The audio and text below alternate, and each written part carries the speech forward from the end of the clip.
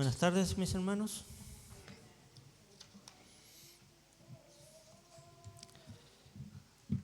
Damos gracias a nuestro Dios por esta instancia de estar en su casa y también poder alabarle y poder estudiar su palabra.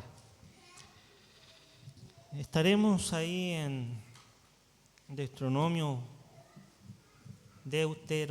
capítulo 14, precedido por el 13, donde estuvieron nuestros hermanos pastores Walter enseñándonos ahí sobre los soñadores y falsos profetas, y también el domingo pasado pastor Matías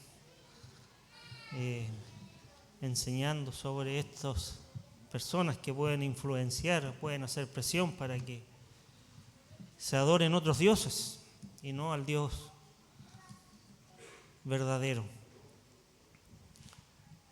Y llegamos al capítulo 14 de este libro,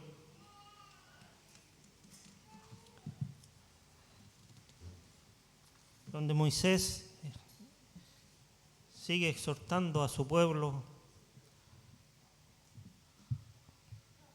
a la segunda generación ya de los que habían salido de la esclavitud de Egipto, mostrándoles la posición en que ellos estaban, lo que eran. Vosotros sois hijos de Dios, le dice. Y vamos a ver aquí mandatos, vamos a ver aquí consejos que Dios da. Dios, como autor del pacto, Él establece cómo el pueblo debía conducirse, cómo el pueblo debía vivir,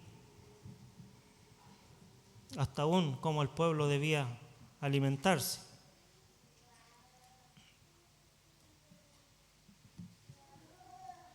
Y siempre estos principios, estos mandatos son en amor, así como para el pueblo en la antigüedad, también para la iglesia hoy. Y todo es por el bien. Era por el bien de su pueblo, ahora es por el bien de su iglesia, como dice Jeremías 2, 9 al 11, porque yo sé los pensamientos que tengo acerca de vosotros, dice Jehová, pensamientos de paz y no de mal, para daros el fin que esperáis. Pero el ser humano en su orgullo, en su no querer que nada ni nadie lo encasille, nada ni nadie le diga lo que tenga que hacer, se produce ahí el conflicto con lo que viene de Dios. Cada mandamiento podía parecer, o cada restricción, algo que atara o privara de hacer lo que el pueblo quería.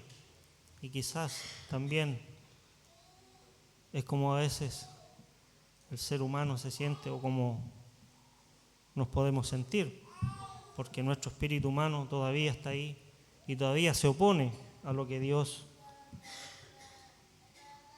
establece, hermanos. Pero para obedecer a Dios con fe y gratitud y con gozo debemos tener siempre presente que Dios nos ama y todo lo que Él nos manda es para nuestro bien. Es para nuestro bien. Y Moisés comienza aquí a decirles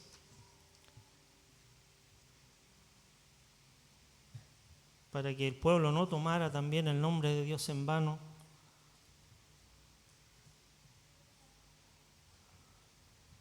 y para guiarlos a cómo ellos debían vivir,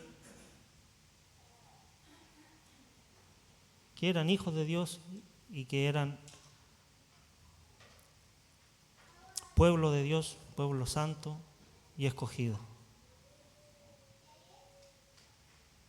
Y eso se mantiene, hermanos, para la iglesia. Vamos a orar. vamos a tener una instancia en la que nos vamos a presentar delante de Dios para que sea guiando este tiempo, guiándome también, tomando el control de nuestros pensamientos, de las emociones y de todo lo que involucra estar escuchando la palabra de Dios y todo lo que involucra estar aquí exponiendo la palabra de Dios. Oremos, hermanos. Padre, en esta hora le damos gracias por su amor, por sus bondades, por su misericordia, Señor, por sostener su iglesia. Le damos gracias porque podemos tener este tiempo de edificación, tener este tiempo, Padre, de comprender lo que usted le decía al pueblo en la antigüedad, el llamado que hacía a que también el pueblo viviera en santidad.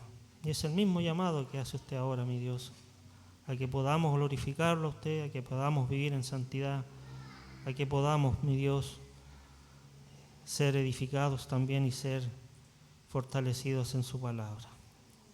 Pongo en sus manos este tiempo, cada uno de los que estamos aquí, y que sea usted guiándonos en todo lo que vamos a decir y en todo lo que vamos a reflexionar en esta tarde. En el nombre de Jesús, amén y amén.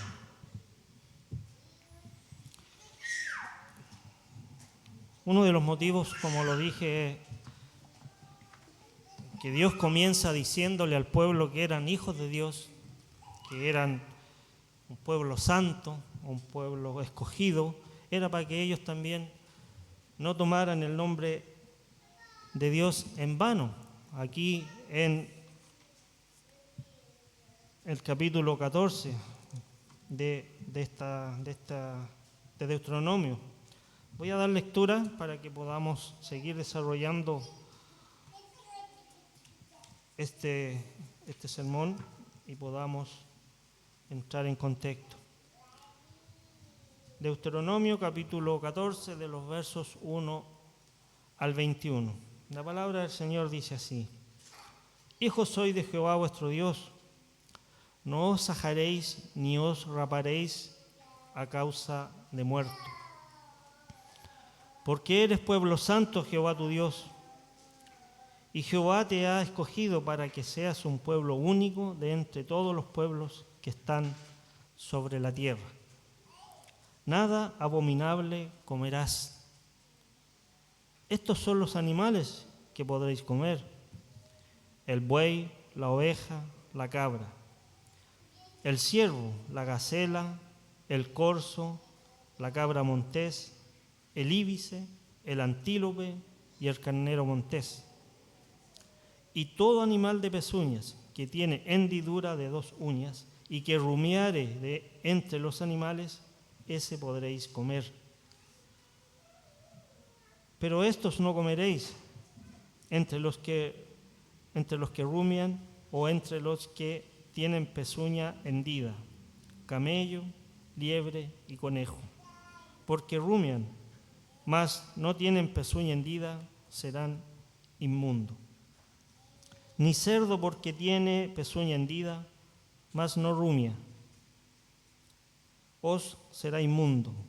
De la carne de estos no comeréis, ni tocaréis sus cuerpos muertos.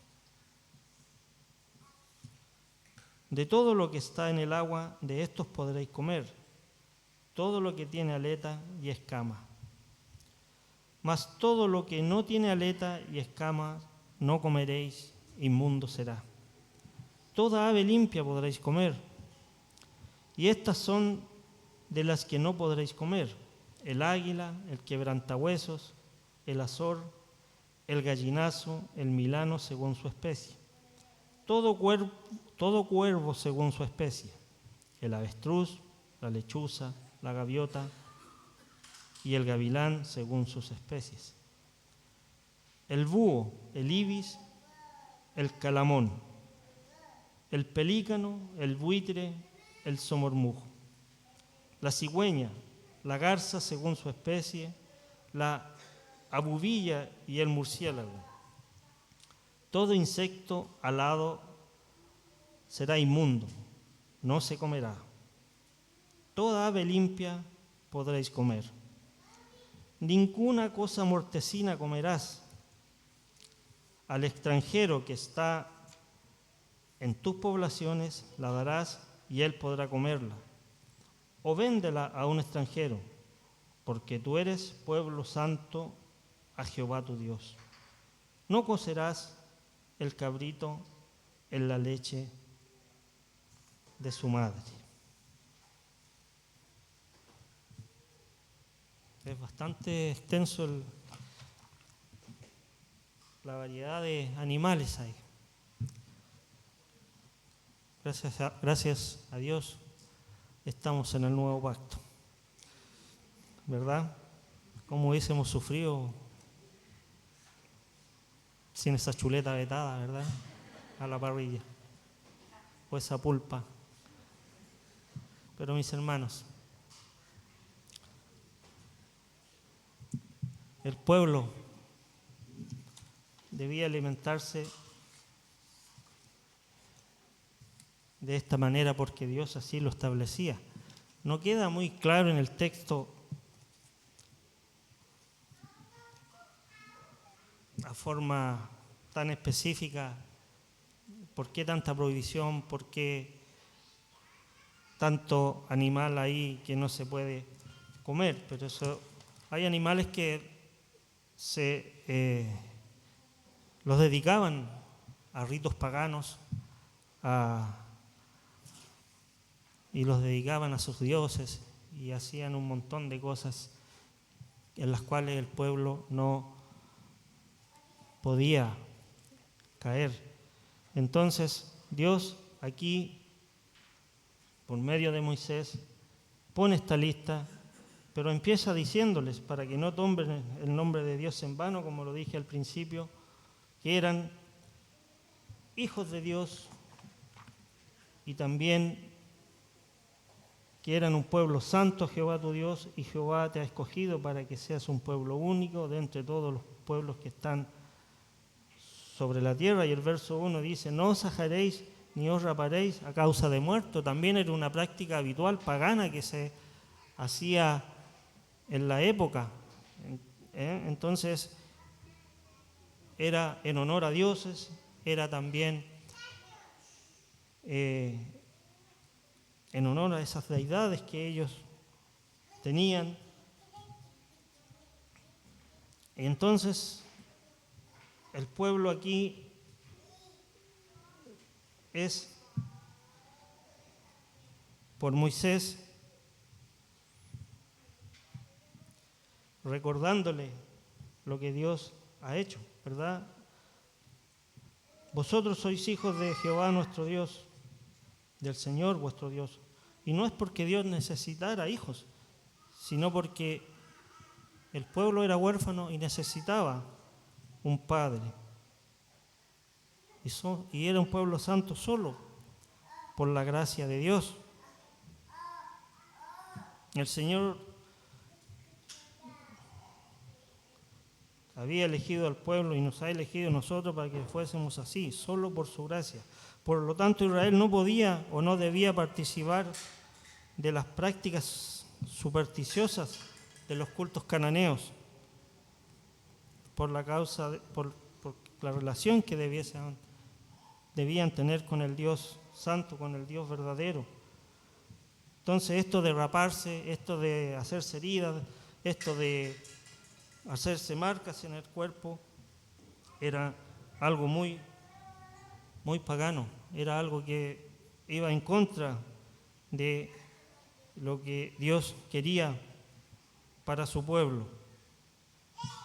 Por cuanto Israel era hijo de Jehová y por cuanto el pacto establecía una relación especial entre Dios y su pueblo, ningún israelita podía hacerse incisiones en su cuerpo en señal de luto, por la muerte de algún ser querido, por la muerte de algún familiar, por la muerte de alguien muy cercano, o cortar o arañar su cuerpo, ya como señal de luto por una persona muerta que estaba prohibido. Eso es una costumbre muy popular allá en en el antiguo Oriente y era también como parte de un culto a Baal. ¿Ya? Los sacerdotes hacían incisiones en sus cuerpos como sacrificio agradable a su Dios y le presentaban también la sangre a Baal.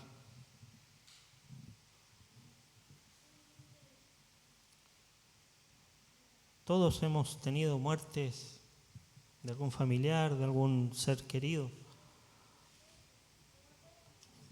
Y de seguro está en nuestra memoria. De seguro está el recuerdo de ellos, la bendición de haberles tenido, lo que aprendimos de ellos, todo lo que involucra haber compartido con nuestros seres queridos. Y eso debe estar ahí, en nuestra mente. Pero debemos ser cuidadosos también cómo se maneja eso. ¿Ha visto usted en el cementerio personas tomando tecito al lado de la tumba? Algunos van a cantar el cumpleaños feliz.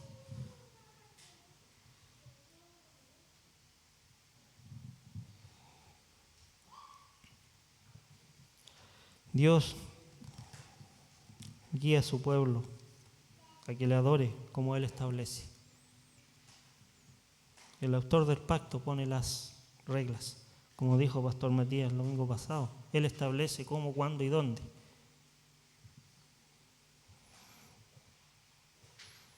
El pueblo escogido no podía ser contaminado con los rituales dedicados a los ídolos y con las prácticas supersticiosas que estaban relacionadas con el culto de los muertos.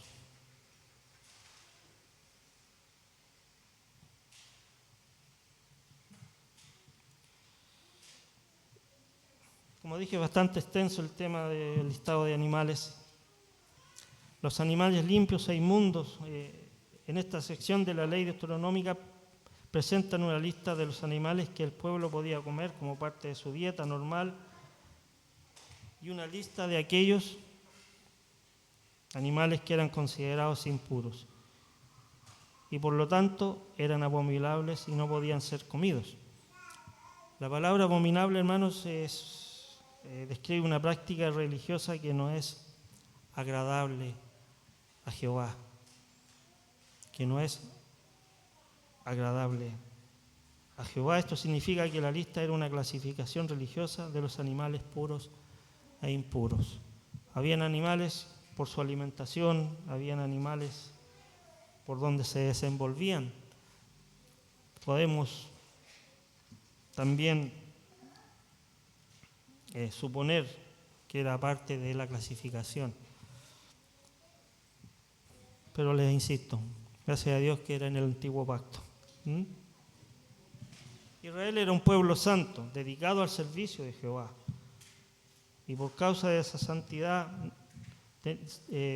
tenía que abstenerse de comer cualquier animal que no representaba la santidad del pueblo y que contaminaba la relación especial que había entre ellos y Jehová su Dios, y Jehová quien los había rescatado de la esclavitud de Egipto y que Él quería que su pueblo fuera único, que fuera especial, que fuera distinto, que no participara de lo que el común de los pueblos participaba. Y eso en cierto modo también llamaría la atención del entorno, la atención de los pueblos vecinos. Y daría puerta también para hablar del Dios verdadero. A usted quizás le han preguntado por qué no participa de esto, por qué no hace esto. Un motivo de hablar de lo que creemos, de hablar de lo que nuestro Dios es. Y que hay cosas que no honran a Dios. Hay cosas que son opuestas a lo que Dios quiere para su pueblo, para sus hijos.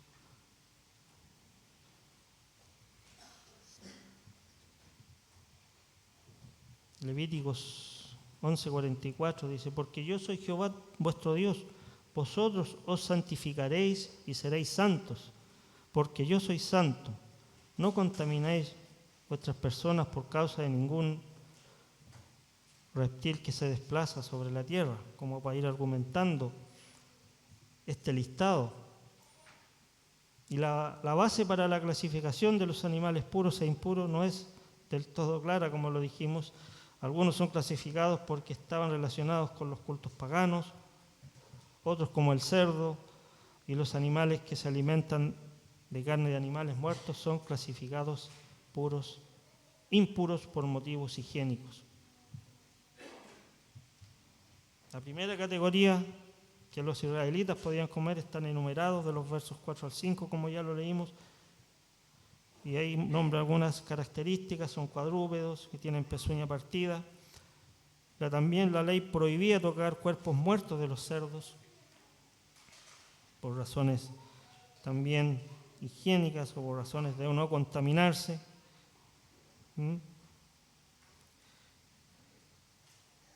Pero es posible también que esta provisión de comer carne de cerdo era porque se usaba en el culto de las religiones de Canaán. Y así viene la segunda categoría de animales. En cuanto a los acuáticos, en el transcurso de la historia de Israel, los peces llegaron a constituir un alimento muy común en la dieta israelita. En la ley deuteronómica prohibía rendir culto a los dioses en forma de peces. Todo también, esto venía influenciado por Egipto. ¿Cuántos dioses tenía Egipto? Y también tenían sus dioses con cuerpos de personas, caras de animales. Y la tercera categoría de animales clasificados como puros e impuros son las aves. Y los israelitas no podían comer ningún animal mortecino, o sea que había muerto por causas naturales, porque la sangre del animal no había sido derramada por tierra según el ritual propio.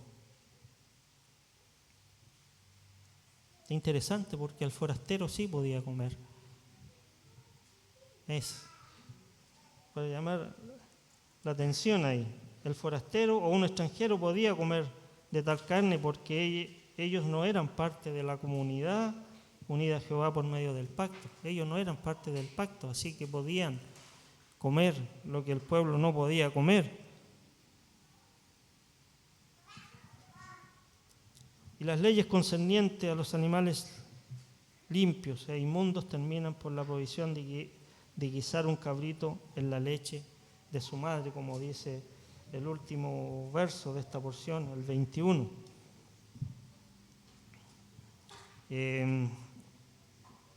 Aparece en un contexto de sacrificios presentados a Jehová. Por esta razón, esta provisión probablemente estaba asociada con ritos paganos o con prácticas supersticiosas asociadas con los cultos de los cananeos.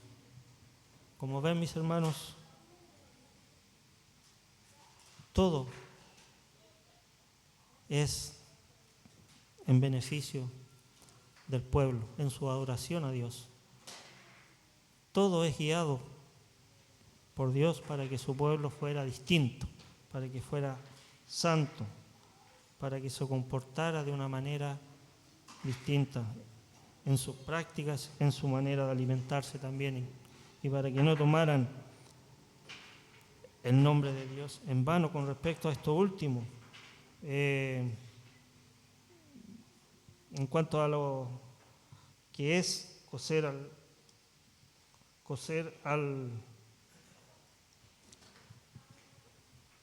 por esta, a ver, el 21 dice: no cocerás al cabrito en la leche de su madre. Eso es algo que todavía está en la cultura judía. Y debido a las extrañas interpretaciones rabínicas, se convirtió en la razón por la que no se puede comer una hamburguesa con queso kosher. Los judíos practicantes de hoy no comen leche y carne en la misma comida. Eso es en cuanto a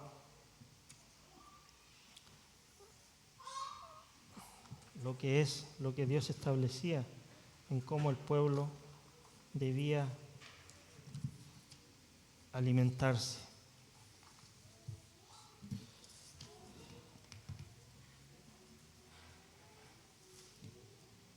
Pero el llamado aquí, mis hermanos, es a que el pueblo,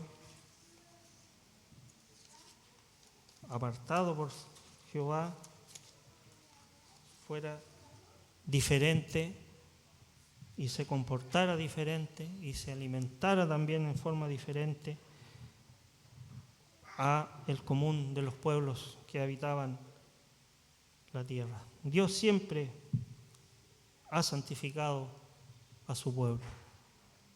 ¿Podemos decir amén? ¿Sí? Dios siempre ha santificado a su pueblo por medio de su palabra y también por la importancia de la obediencia a ella, para andar en santidad. Para andar en santidad.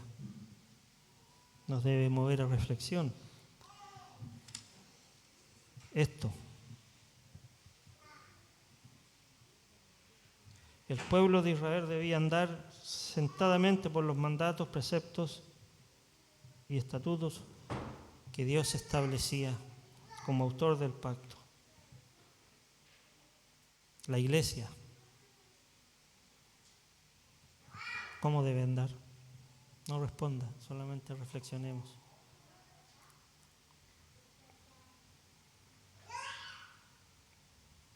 Como pueblo de Dios, santos en Cristo, pero en la práctica diaria se debe crecer en la santidad por la obediencia a Dios, confiando en su gracia.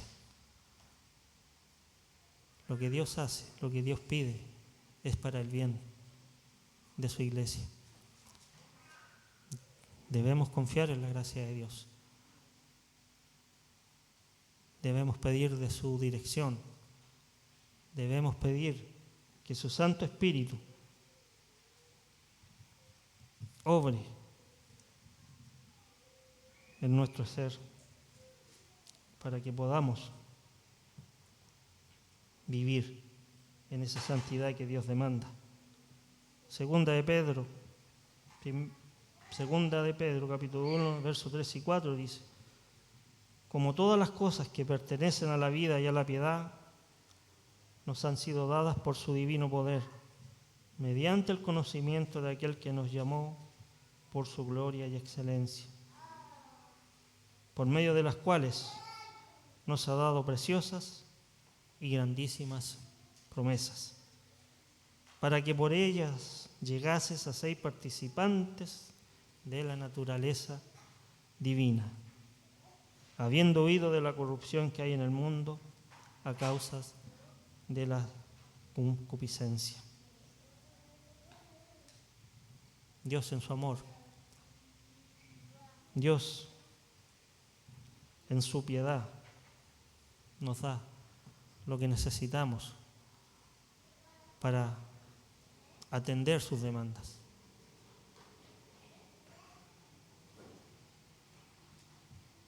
Dios capacita, Dios pide y también capacita.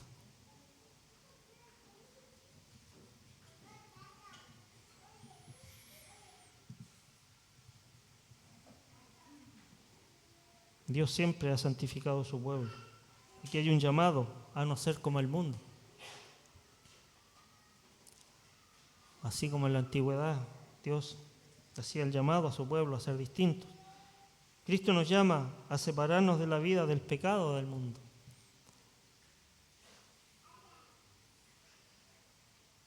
Primera de Juan 2, 15 y 16. No améis al mundo, ni las cosas que están en el mundo. Si alguno ama el mundo, el amor del Padre no está en él. Porque todo lo que hay en el mundo, los deseos de la carne, los deseos de los ojos y la vanagloria de la vida, no provienen del Padre, sino del mundo. Como ya hemos dicho en otras enseñanzas, estamos en el mundo, pero no somos del mundo. Este sistema político, económico, porque Dios lo permite, es manejado por Satanás. Debemos estar aferrados a nuestro Dios, hermanos. Debemos buscar a diario su dirección y debemos buscar a diario la guía de su Santo Espíritu.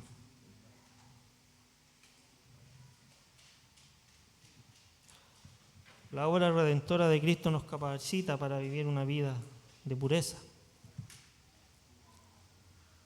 Tito 2:14 dice: quien se dio a sí mismo por nosotros para redimirnos de toda iniquidad y purificar para sí un pueblo propio, celoso de buenas obras. Quien se dio a sí mismo para purificar un pueblo propio, celoso de buenas obras.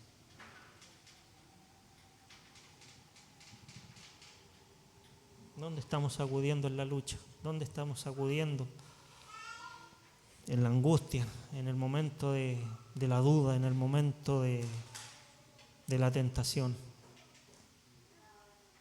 Porque supongo que son tentados, supongo, así como yo soy tentado, todos somos tentados y tenemos estas situaciones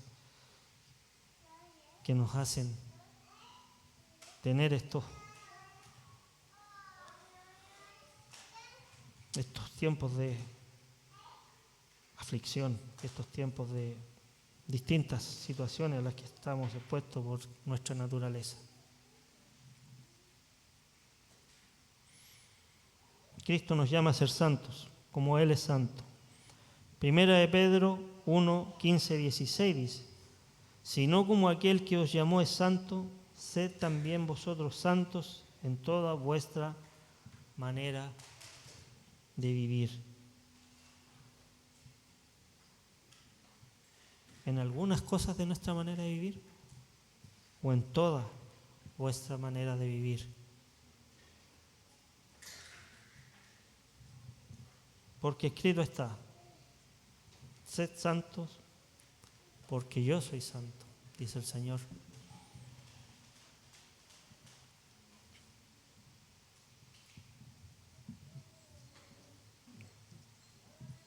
Necesitamos, hermanos, estar aferrados a nuestro Dios. Necesitamos fortalecernos en Él, aferrarnos a Él. Cuando alguien se está ahogando en el mar y le tiran un salvavidas o esta boya que le puede salvar la vida, ¿la toma con la puntita de los dedos o se aferra a la boya?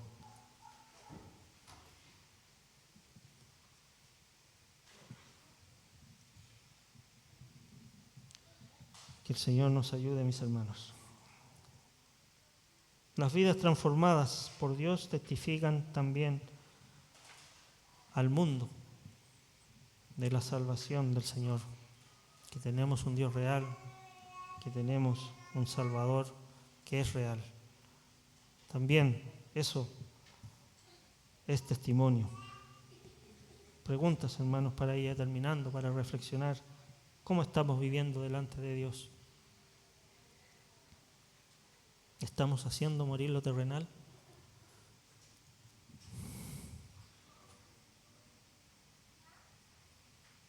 ¿Reconocemos el gran pacto al cual Dios nos ha llamado a tener con Él?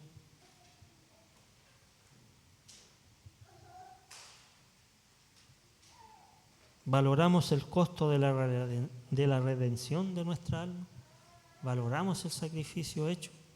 ¿Dimensionamos dentro de los limitados que somos? Creo que jamás lo haremos en su total dimensión. Pero debemos valorar el costo pagado.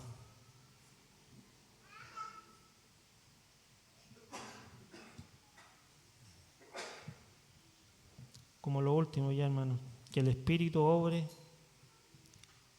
esto en nosotros y seamos diligentes en obedecer. Ahí está la responsabilidad también, ser diligentes en obedecer. Porque quizás a salir de aquí